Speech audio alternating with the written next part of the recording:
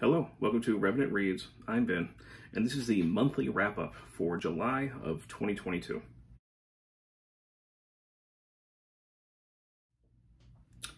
So, July in the booktube world is Jane Austen July. Last year, I didn't really do anything with Jane Austen July. This year, I fully went into it, and as I've said in previous videos, that's because books I had been wanting to read anyway fell very neatly into the prompts. So, all of the books I'm going to be talking about, I have spoken of more at length in previous videos. You can go back into my earlier videos to find those if you want a more comprehensive summary of my ideas. This is going to be a very quick run-through, just a summary of the things that I read during this month. And everything happened to be related to Jane Austen July. July was a month where, as you can see around me, I had an empty library. So, you know, I am moving, month of August, I will be moving. If everything pans out, hopefully the middle of August, I should be in the new house. Fingers crossed. So, a lot of books, almost all my books were packed away except for these ones I knew I was going to be reading for Jane Austen July, and just a few others that will be coming up for Book Truck next month. Without further ado, we'll go through these. First in the month, I read, along with some other great booktubers, Charlotte Dacre's Zofloya or the Moor, an 1806 Gothic novel. We have a central character of Victoria. I mean, I'm pointing at this, isn't supposed to be Victoria, but that's what Oxford World Classics put in there, and I guess it's a pretty decent representation of this character. What I liked about this is we follow a villain, a female villain. Victoria is somebody who is kind of rotten at the core. She, I guess, is something that we would call today along the lines of a psychopath. And she teams up about halfway through the book with a Moorish slave named Zofloya, of the title. Somebody who has some ulterior motives and seems to have some special abilities, and he helps her to start taking down her enemies, whether through poison or stabbing or pushing people off cliffs. You know, there's definitely some fun moments. It's something that could have been better. It takes a while for things sometimes to happen in this book. You know, I think a lot of readers, I think, would lose their patience with it. You know, a lot of the enjoyment I got was just because I like reading things that are old, so I can find out things about the time period in which they're written. So reading this kind of as a historical text. That said, there are some great moments of gore, like, you know, blood shooting out and people falling down off rocks. But in between that, you have a central character, Victoria, who can be very dense, who is going to be far behind the reader on any kind of plot twist that you see coming a mile away. And it can just take a while for things to really kind of get moving. So this is not a book that I would recommend to general readers necessarily, but those who are interested in early Gothic, who want to read it just not for the story, but also, like I said, as something of a historical document, I would definitely recommend it for that. But just not to general readers who like Gothic things. I don't think they'll get a lot out of it. I next read work of nonfiction, one of the Palgrave Gothic lines. This is Sexuality and the Gothic Magic Lantern, Desire, Eroticism, and Literary Visibilities from Byron to Bram Stoker by David J. Jones. And this looked at the influence of magic lantern shows on Gothic literature, and a little bit of vice versa, and also the sexual connotations that came with that. Magic lantern shows, which were very popular in the late 1700s and through a good chunk of the 1800s, also genuinely had a kind of erotic characteristic to them. They took place in dark rooms. Sometimes people took advantage of that darkness. Some of the subject matter on these magic lanterns that you can see, especially here, was of a more sexual nature. So there was kind of a certain naughtiness about the whole thing. And a lot of that bleeds through into Gothic literature.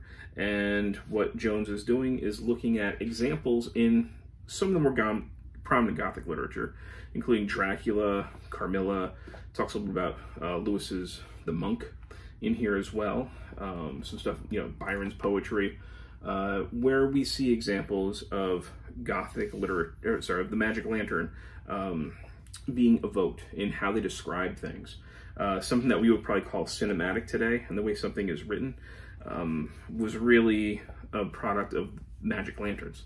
And we have things about, you know, lanterns and light and shadows and movement of shadows and light and how things dance, which all would have probably been influenced, the way that they're described in books, by magic lantern shows. The sexuality aspect, my biggest criticism with this was that I think it relied sometimes too heavily on Freudian interpretation, which I don't always have the biggest patience for. But otherwise, I would mostly recommend this for people interested in this subject with, you know, I don't think you'll find every single thing in here entirely convincing, but when it hits home, especially the chapter on Carmilla, I thought was excellent. It can be very enjoyable. Next, Jane Austen, July. I read Jane Austen's The History of England by a partial, prejudiced, and ignorant historian. Note there will be very few dates in this history, and this is some of her juvenilia. She wrote this when she was 16, and it is a parody history of British monarchs. So this is some of the facsimile pages for that, with some illustrations by her sister.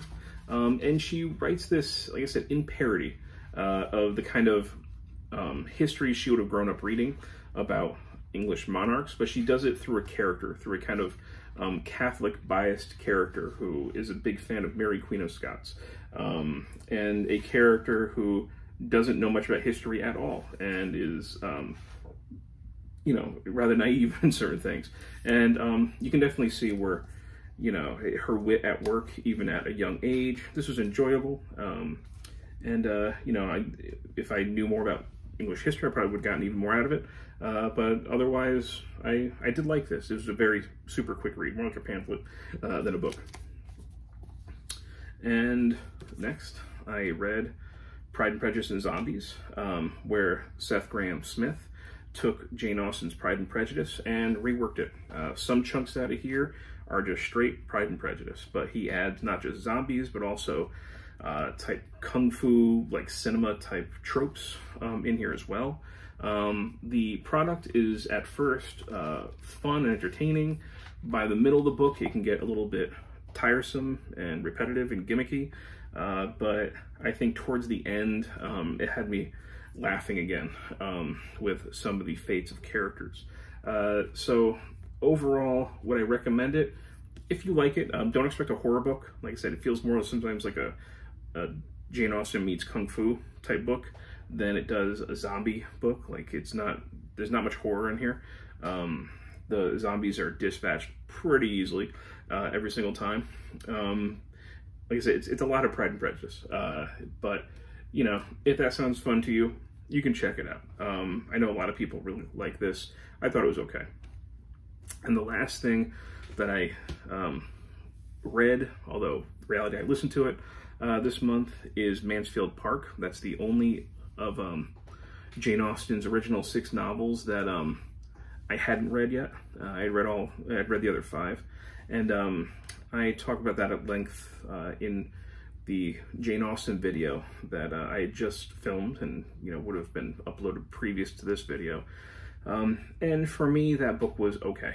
I had some issues with, I guess, some of the structure of the book. You know, the main protagonist I liked, but didn't find compelling. And although it brought up a lot of moral questions, I thought some of the moral solutions were a little bit too rushed and simplistic in the end. You know, the writing is still Jane Austen's brilliance, but the plot itself I didn't find particularly interesting in a lot of ways. So Mansfield Park, it ranks low for me at this point as far as Jane Austen novels go, although I do have to do a reread of a lot of the novels again. Maybe next year I'll take the opportunity to do that during Jane Austen July. So anyway, in addition to Mansfield Park, I of course read these other books. So we've got Zofloya or the Moor, Sexuality and the Gothic Magic Lantern, A History of England, Pride and Prejudice and Zombies, and as I mentioned before, Mansfield Park. That's what I read for July 2022. If anybody has read any of these, as usual, I'd love to hear your thoughts. And as always, Thank you, BookTube.